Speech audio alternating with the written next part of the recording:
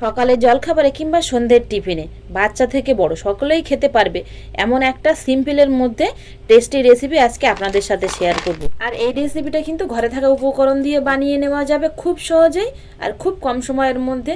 আর এই রেসিপিটা কিন্তু হেলদিও হবে, সকলেই খেতে পারবে।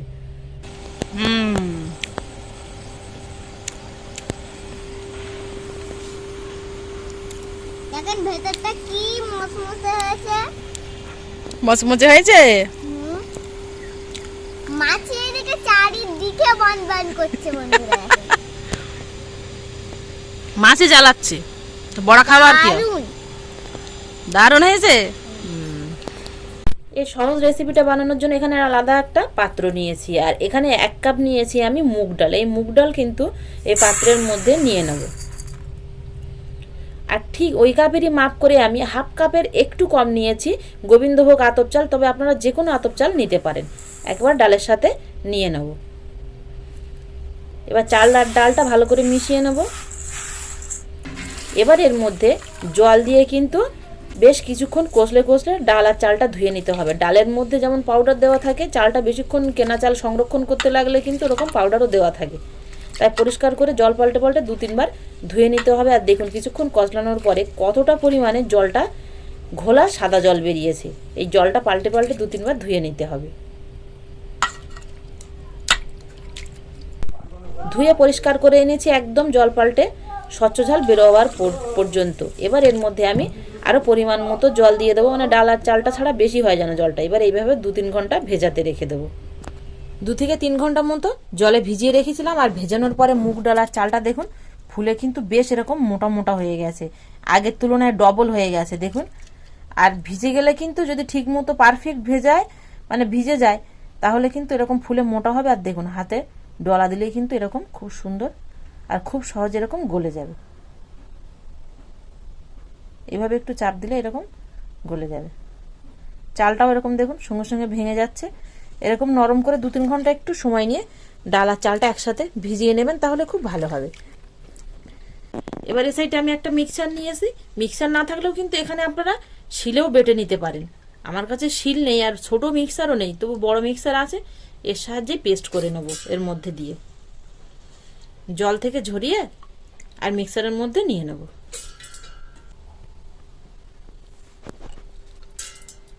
সবটাই কিন্তু নিয়ে নিয়েছি। এবার এখানে আমি কয়েকটা কাঁচা লঙ্কা নিয়েছি ঝালের জন্য, এর মধ্যে দিয়ে দেবো। আর দিয়ে দেবো 1 টুকরো আদা। খুব বেশি আদা দেওয়ার দরকার নেই, তাহলে কিন্তু তিতো হয়ে যাবে। ডাল আর চালের মাপ অনুযায়ী এখানে সামান্য 1 গিরু পরিমাণ নিয়েছি, এতে হয়ে যাবে। এবার অল্প পরিমাণে জল দিয়ে একটা পেস্ট বানিয়ে আনবো। পেস্টটা কিন্তু পাতলা হবে না, একদম থকথকে হবে। সামান্য একটু জল দিলে হয়ে যাবে। 1/2 কাপেরও একটু কম জল দিয়েছি আমি।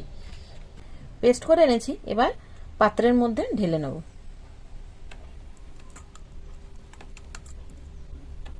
ডালটা কিন্তু ফাইন পেস্ট হয়ে গেছে। আর এর মধ্যে যে চালটা ছিল সেই চালটা কিন্তু হালকা হালকা একটু মার্কেট থেকে যেরকম চালের গুঁড়ো কিনতে পাওয়া যায় একটু খচ্ছি খচ্ছি, ঠিক সেরকমই কিন্তু খচ্ছি খচ্ছি আছে।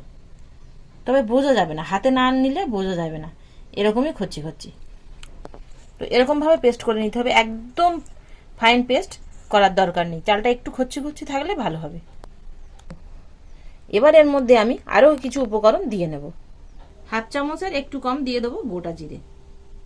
এখানে আমি 1 চিমটি জোয়ান নিয়েছি, হাতের সাহায্যে একটু এইভাবে ঘষে দিয়ে দেবো। লবণ দিয়ে দেবো স্বাদ অনুযায়ী, সামান্য একটু হলুদ গুঁড়ো। এখানে আমি বেকিং সোডা নিয়েছি 1 চিমটি পরিমাণ দিয়ে দেবো। 1.5 চামচ মতো সাদা তেল। আর দিয়ে দেবো ধনেপাতা কুচি। এবার এই সবকিছু উপকরণ দিয়ে খুব ভালো করে মিশিয়ে নেব।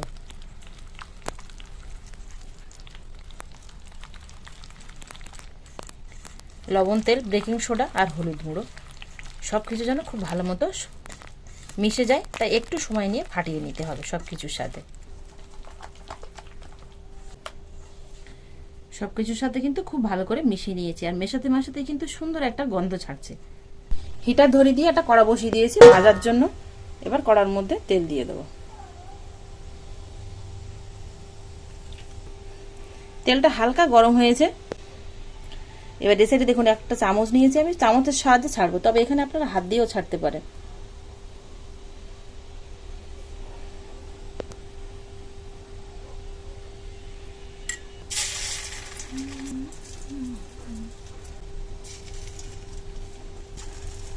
তেলটা খুব হাই গরম করার দরকার নেই, তাহলে দেওয়ার সঙ্গে সঙ্গে কিন্তু পুড়ে যাবে। বেশ একটু মিডিয়াম গরম রাখবেন, তারপর এগুলো ছেড়ে দেবেন। নিচের পিঠটা হালকা একটু গোল্ডেন কালার হওয়া পর্যন্ত সময় নেব। কিছুক্ষণ পরে দেখুন এগুলো কিন্তু নিজে থেকেই ফুলে গেছে আর আগের থেকে বড় হয়ে গেছে। এবার একটু উল্টে পাল্টে দেবো। তেলটা মিডিয়াম হওয়ার পরে ভাজার সময় কিন্তু ফ্লেমটা মিডিয়ামই রাখবেন, হাইতে দেবেন না, তাহলে টপ করে কিন্তু পুড়ে উঠবে। নিচের পিঠটা দেখুন বেশ একটু কিন্তু হালকা গোল্ডেন কালার এসছে, তারপরেই উল্টে নিতে হবে, নইলে নিচের পিঠটা যদি আবার লাল হয়ে যায় তাহলে কিন্তু খুব কড়া করলে ভাজলে হবে না, প্লেন হালকা করে ভাজতে হবে। খুব কড়া করে ভাজলে কিন্তু এগুলো ভালো লাগবে না খেতে।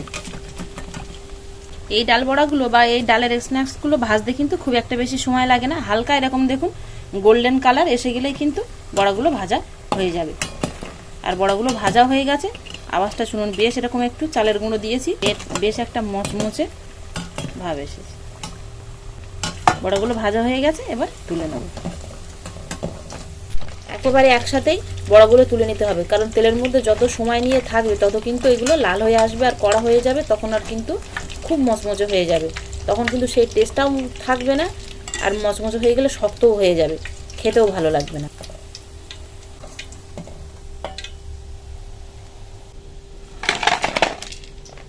বাকিগুলো কিন্তু একইভাবে দিয়ে ভেজে নেব। বাকিগুলো দেখুন খুব সুন্দর একটা হালকা গোল্ডেন কালার করে ভেজে নিয়েছি, এগুলো ভাজা হয়ে গেছে, তুলে নেব।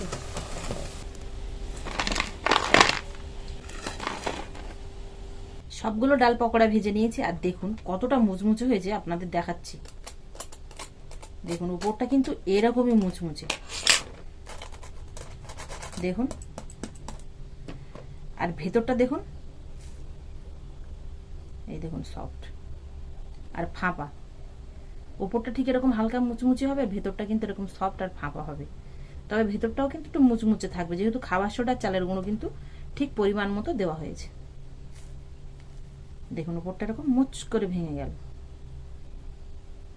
এবার এই সাইডে আমি আলাদা একটা পাত্র নিয়েছি চাটনি বানানোর জন্য। এর মধ্যে নিয়ে নেবো কিছুটা পরিমাণ ধনেপাতা, ঝালের জন্য 2টো কাঁচা লঙ্কা আর 1 টুকরো আদা, স্বাদের জন্য দিয়ে দেবো লবণ। তবে আপনাদের কাছে বিট লবণ থাকলে সাদা লবণের পরিবর্তে বিট লবণও দেওয়া যাবে, আর নইলে 2টো লবণও কিন্তু দেওয়া যাবে। আর এখানে দিয়ে দেবো এবার ভাজা জিরের গুঁড়ো। এখানে একটা উপকরণ আমার কাছে নেই, টক দই, তো আপনাদের কাছে অবশ্যই টক দই থাকলে বা না থাকলে আপনারা এর মধ্যে অবশ্যই 1 চামচ টক দই দেবেন, তাহলেই ধনেপাতার চাটনিটার টেস্ট আসবে। এবার এর মধ্যে অল্প পরিমাণে জল দিয়ে দেবো, দিয়ে একটা মিডিয়াম ঘনত্বের পেস্ট বানিয়ে আনবো। চাটনির যেরকম ঘনত্ব হয় ঠিক সেরকম ঘনত্বের একটা পেস্ট বানিয়ে আনবো। সিম্পলভাবে গরম গরম ডাল বানা, তার সাথে প্লেন ধনেপাতার চাটনি। ধনেপাতার চাটনি খেতে না চাইলে টমেটো সস দিয়েও কিন্তু খেতে পারেন।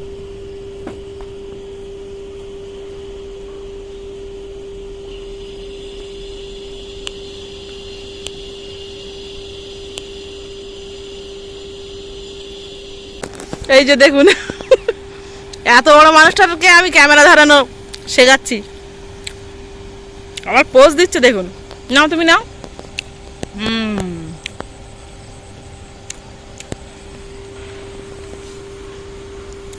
দেখেন ভেতরটা কি মচমচে হয়েছে।